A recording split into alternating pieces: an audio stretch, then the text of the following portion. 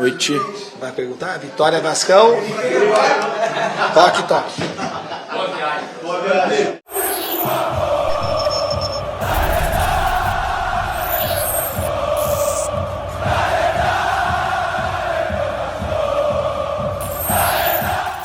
Como diz o Pica-Pau, que dia! Que dia! Ah, minha rapaziada! Seja bem-vindo ao canal Futebolaço, eu sou o Dieguinho, tá entrando no ar a nossa primeira edição desta segunda-feira, como sempre com muita informação para vocês.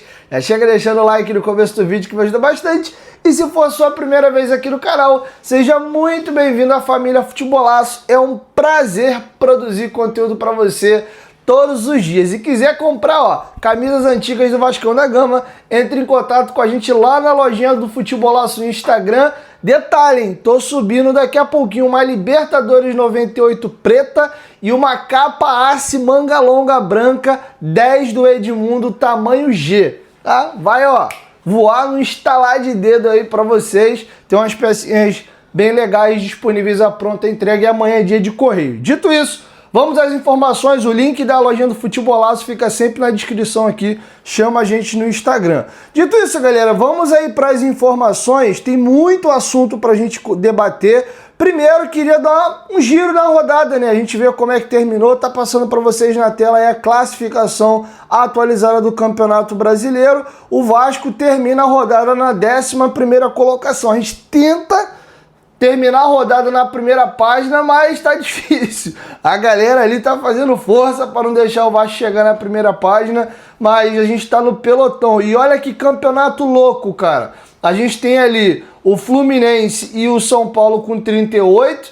aí vem o Red Bull com 36, aí tem Ceará 34, Vasco, Corinthians e Grêmio todos com 33 pontos, o Inter é o 14º com 32, e aí, meus amigos, o campeonato mudou. Para quem cravava ali que Vitória, Fortaleza, Juventude e Sport estavam rebaixados já, o Santos e o Galo estão fazendo força para poder entrar na briga, tá? E entraram na briga. Inclusive o Vitória tá a 3 pontinhos só da equipe do Santos. Deus o livre, não aconteceu. O Vitória chegou a estar vencendo o jogo ontem. Se o Vitória confirma o resultado, tinha a mesma pontuação do Santos, sendo que continuaria na zona pelo critério de número de vitórias. E o Galo, mais um ano esquisito do Atlético. O Atlético ano passado chegou aí à final da Copa do Brasil e à final da Libertadores, perdeu as duas finais, mas escapou do rebaixamento no Brasileiro na última rodada. Esse ano não tá brigando da Sul-Americana, tá na semifinal, Libertadores nem disputou, e Copa do Brasil já caiu fora. E de novo tá o Galo perigando ali para cair. Tem bastante rodada ainda, né? Tem 11 jogos, mas estranho, né, a situação do Galo aí no Campeonato Brasileiro, tá bom? Então tá feito o registro, essa é a situação de momento. Vitória 25, Fortaleza 24, Juventude 23, Sport 16. Queria fazer um comentário rápido. Ontem o Fortaleza virou para cima do Juventude. Pra galera que pensa no jogo, já Vasco e Fortaleza na quarta-feira, dia 15, sem ser essa quarta agora da semana que vem por causa da pausa da data FIFA, de fato o Fortaleza vem empolgadinho, animadinho aí, vem inclusive dos últimos 5 jogos, 3 vitórias no campeonato, mas pensando em tabela, esquecendo aí que essa questão anímica do Fortaleza vir mais empolgado, o Fortaleza, pra gente não foi ruim pensando em tabela, porque ele passou ali o Juventude por 1 ponto e deixou nota de corte da zona mais baixa. Por exemplo, se o Juventude ganha ontem é para 26. Então o Vasco, ao invés de 8 pontos para a zona, o Vasco teria 7, né? E deixaria a briga ainda mais viva, né? Inclusive com o Juventude podendo sair da zona nessa próxima rodada, tá? Então é uma situação aí que acho que dá pra gente olhar pelos dois prismas, tá bom? Então tá passando para vocês na tela a classificação e essa é a situação de campeonato. E eu queria aproveitar para a gente debater algumas informações acessórias sobre a classificação do campeonato. Primeiro, vamos agora trazer para vocês a classificação do retorno. O Vasco é o 4º colocado no retorno aí do Brasileirão. Na rodada anterior, com a derrota para o Palmeiras, ele estava em 7º, e na rodada anterior, quando a gente venceu o Cruzeiro, a gente estava em 5º. Então nessas 3 últimas rodadas, o Vasco ficou 5º, 7º, 4º. Ou seja, o retorno do Vasco é de briga por Libertadores ali no primeiro pelotão. O Palmeiras tem 19 pontos no retorno, o Flamengo tem 15, o Cruzeiro tem 15, o Vasco tem 14, o Fluminense tem 14 e o Mirassol tem 14. Esse seria o G6 do Campeonato Brasileiro, se fosse o campeonato começado nas últimas 8 rodadas aí, que é equivalente ao retorno do Brasileirão. Então é bem curioso. O Vasco também tem me irritado numa questão nos últimos anos, primeiro turno de merda e segundo turno de recuperação. O Vasco, se você pega só as classificações do Vasco do retorno do Brasileiro, o Vasco normalmente briga na primeira página. E ele normalmente faz um primeiro turno muito, muito ruim e tem que fazer uma campanha de maluco para escapar do rebaixamento. Ano passado mesmo, ano retrasado com o Ramon Dias, o Vasco chegou a fazer campanha de G4, G5, G6, ficou nessa batida. Aí se é aquele desempenho o ano todo, brigava lá em cima. Aí ano passado, quando a gente achou que a coisa ia um pouquinho melhor, primeiro turno complicado de novo, aí o segundo turno começa muito forte, tem uma oscilação com as lesões ali do David e do Adson, o time começa a entrar numa espiral negativa, aí na retinha final ainda tem que fazer uns pontinhos ali, porque chegou a flertar com zona de rebaixamento, mas terminou o campeonato em 10º. Tá? Que pro ano que vem isso acabe, né? A gente passe o campeonato inteiro brigando na primeira página. O Vasco ainda não tem time para brigar, né? Para ser campeão, G4. Mas, pô, ficar ali tranquilinho, né? Pô, sem susto, de sexta a 10ª ali, o campeonatinho todo já tá suficiente pro que a gente tem hoje de momento, tá? E outra informação que eu queria trazer para vocês, a gente nessa altura do campeonato começa a ver aí as probabilidades matemáticas, né? O que cada clube tem de chance. Vou trazer para vocês 3 levantamentos aqui, do Gato Mestre do Globo Esporte, o Infobola e o Probabilidade no Futebol da Universidade Federal de Minas Gerais. Segundo o Gato Mestre, a chance de título do Vasco é 0, Libertadores via G4 é 0,1, Libertadores via G6 é 1,87, lembrando que isso pode virar G7, G8, a depender dos campeões, principalmente de Copa do Brasil e Libertadores, já que o Sul-Americano, o Atlético Mineiro, não vai abrir vaga para ninguém, ele está afundado lá embaixo, não vai chegar entre os 6. Então, via Copa do Brasil e Brasileiro pode abrir, via Libertadores e Copa do Brasil pode abrir mais vagas. Tá? Sul-Americano, o Gato Mestre não calculou, rebaixamento 4,43. O Infobola, título 0, Libertadores via G4 0, Libertadores via G6 2%, Sul-Americano também não calculou, rebaixamento 6%. E a probabilidade no futebol Universidade de Minas Gerais, título 0, Libertadores via G4 não calculou, Libertadores via G8, ele abriu ali um pouco o leque, ele botou 3,4%, Sul-Americana 52,4%, rebaixamento 5%. Então a essa altura do campeonato, faltando 11 rodadas, segundo os matemáticos, aí a chance de queda do Vasco é entre 4% e 6%, tá? É a mesma fatia ou um pouco menor até para Libertadores, né? Via G6, via G8, entre 1,87 e 3,4. O Vasco está mais próximo de uma classificação hoje de uma Sul-Americana do que uma classificação de pré-Libertadores ou luta contra rebaixamento, tá? Então acho que é por aí mesmo o campeonato do Vasco. Se o Vasco ousar querer pegar ali a última vaguinha de Libertadores, ele vai ter que aumentar a campanha. Aumentar não, eu diria que manter a campanha dos últimos jogos. O Vasco nos últimos 4 jogos no Brasileirão fez 9 de 12 pontos. Muita coisa, uma campanha muito forte. O Vasco venceu o Bahia, venceu o Cruzeiro, venceu o Vitória, perdeu só para o Palmeiras, tá? Isso é campanha aí de time que briga para ser campeão, inclusive. Agora vamos ver se a gente consegue manter isso na sequência do campeonato, tá bom? Quero te ouvir, deixe a sua opinião aqui embaixo nos comentários sobre esses assuntos que a gente discorreu na primeira perna agora do nosso vídeo.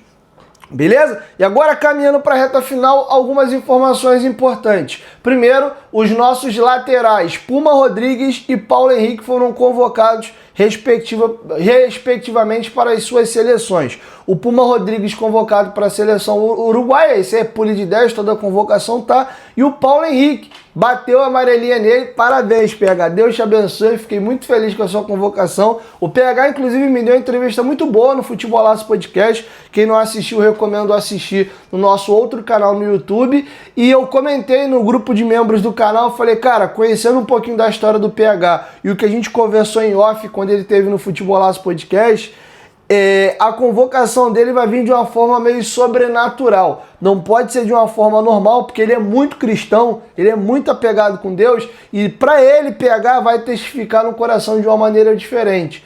Havia muita expectativa para a convocação dele nessa convocação, ele não foi convocado. Aí teve a lesão do Wanderson.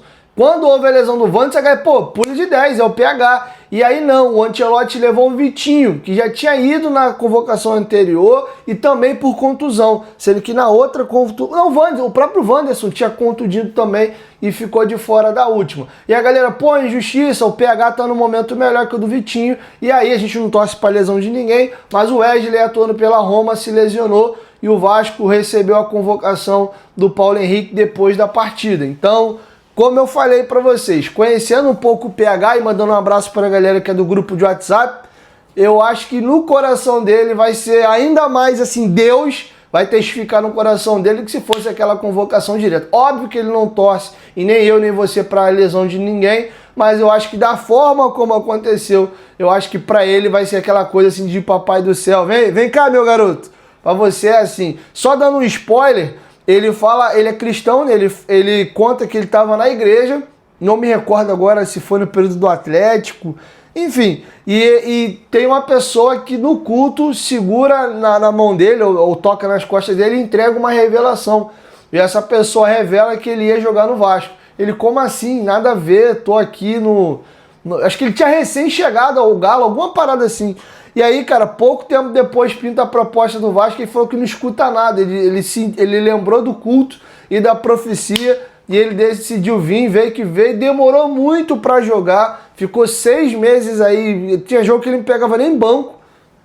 E o PH, na retinha final ali com o Ramon Dias, ele dá uma crescida, o Vasco acaba comprando ele no final do ano e passado 2 anos depois, o PH hoje é jogador de seleção brasileira e, na minha opinião, desde que o Wesley foi vendido à Roma e saiu do Flamengo, o PH é o melhor lateral direito em atividade no futebol brasileiro. Então quis contar esses bastidores para vocês aqui, porque são informações que eu tenho, né, de uma conversa que a gente teve, e o papo foi bem legal. Quem quiser assistir lá no Futebolaço Podcast, assiste. PH, beijão, nego, velho. Tu é um moleque fera, gente boníssima. Parabéns, cara. Tu merece tudo que tu tá vivendo.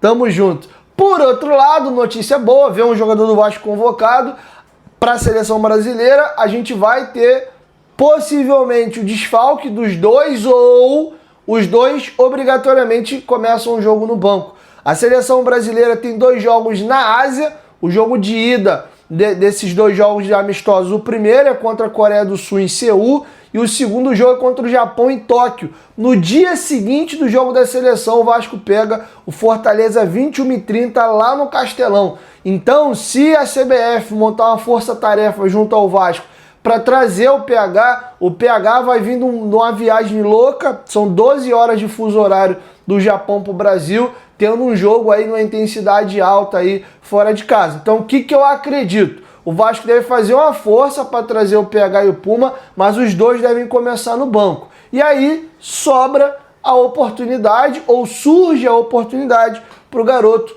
Paulo Ricardo, nosso lateral Paulinho, que teve inclusive interesse do Atlético Mineiro na sua contratação, um jogador muito promissor, e de repente, pô, Paulinho, tá pintando aí a tua chance, garoto. Aproveita, abraça, e de repente nem precisa entrar em campo o Puma e o Paulo Henrique. O garoto pode ter 90 minutos para atuar. Jogo duro, jogo difícil, o Fortaleza, né, tá dando uma reagida no campeonato aí, mas para um almirante a coragem é a lei, e é nesses momentos de fato de dificuldade que aparecem os grandes jogadores. Então a gente confia muito em você, Paulinho, brilha intensamente e mostra que tu merece aí ficar no grupo do Vasco. Então tá feito o registro para vocês. A gente não sabe ainda se o Puma vai renovar contrato ou não. O Puma pode ser utilizado ali na esquerda e brigar com o Piton. E aí, se o Paulinho arrebentar nesse jogo e mostrar pro Diniz que tá pronto, a gente pode ganhar de fato mais uma opção aí e ficar Paulinho ali e Puma na direita, Paulinho e PH na direita, Piton e o Puma Rodrigues na esquerda. A gente fica bem servido nas laterais, tá? Queria trazer para vocês aí essas informações. E aí, caminhando para a reta final, vamos falar de Tia Leila. A Tia Leila deu uma entrevista aí para Record e foi questionada aí sobre a possibilidade, se ela almeja chegar no topo do futebol brasileiro através aí da CBF, se ela almeja virar presidente da CBF ou ter um cargo na entidade, e ela diz que não, a parada dela é clube, e aí ela solta um spoilerzinho ali de que ela vê com muito bons olhos a SAF, ela é uma entusiasta da ideia da SAF. E aí num outro programa, participando no programa do Faustão, uma apresentadora ali, participante do programa, veio querer dar aquela cutucada de que a Leila é vascaína, né? Ela, para, eu já sei onde tu quer levar essa conversa. E a Leila confirma ali que o pai falecido dele é vascaíno e seus dois irmãos eram. Ela mete o migué que até os 18 anos de idade não ligava para futebol, conheceu o Lamarca, se apaixonou e virou palmeirense. Super entendo, ela é presidente do Palmeiras e tal, e querendo evitar essa ligação com o Vasco. Agora, independente disso ou não, já vou deixar na sequência para vocês aí os cortes. Independente, vamos partir do pressuposto que ela não ligava para futebol e virou Palmeiras de fato.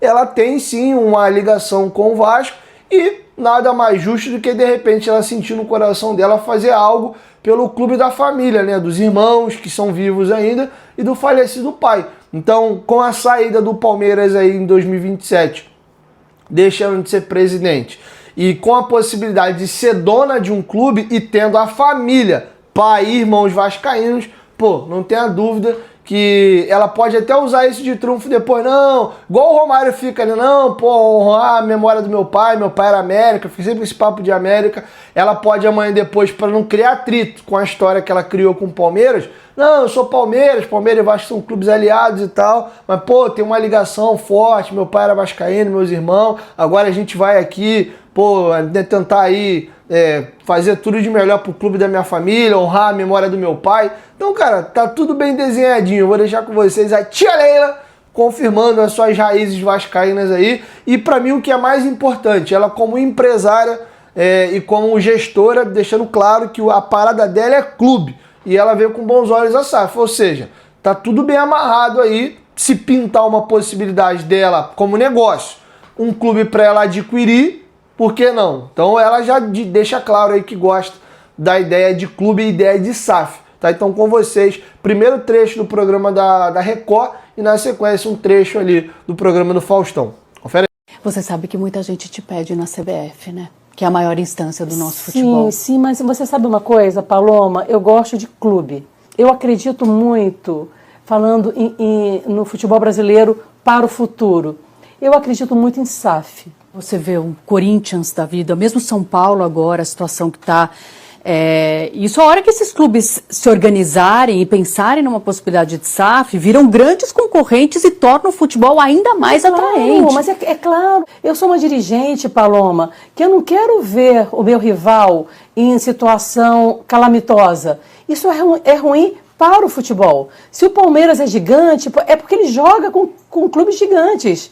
Eu só coloco 45 mil torcedores no meu estádio quando eu jogo esses grandes jogos. No Rio eu sou flamenguista, por exemplo. E aí eu quero perguntar isso pra Leila, porque ela vem do Rio de Janeiro. Seu pai torcia pra quem, Leila? Pode parar, tá? Ela já entendeu e pode parar. É muito engraçado, porque eu sou carioca, mas eu estou com meu marido desde muito nova. Eu conheci meu marido com 18 anos. Meu marido é um grande palmeirense. Até 18 anos eu não torcia por nada. Mas meu pai, que é falecido, era vascaíno, e meus dois irmãos são vascaínos, sabe? Então, é por isso que você fez essa pergunta capciosa, entendeu? Não, mas o meu coração é verde. Até eu conhecer o meu marido, eu não ligava, eu não torcia. E ele me influenciou demais, sabe? Ainda bem, porque se hoje eu sou presidente do Palmeiras, quem plantou essa semente foi meu marido, Zé Roberto Lamáquia. Olha aí.